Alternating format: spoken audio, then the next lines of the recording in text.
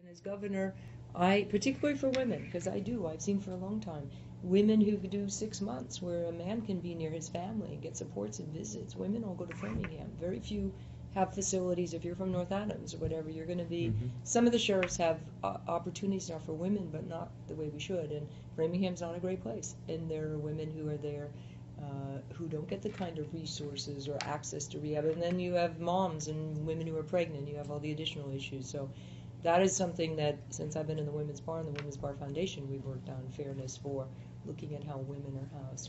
And it does come back to dollars, but it also comes back to someone who's willing to say, let's look at this population and say, for the population that's there now, should they be someplace else? And this is where the tough part comes in, right? Well, for many people, they're not safe for themselves or otherwise to be out on the street. So should they be in a civil commitment? And should they be in a home or someplace?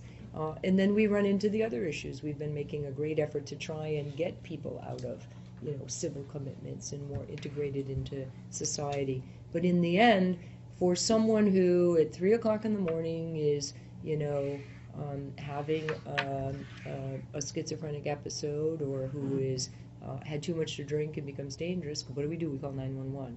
So some promising things like Framingham Police, they've been bringing social workers along, and I think I'd love to provide for the intensive and ability to do that in our cities and towns. Most calls are domestic violence, alcohol, drug overdoses.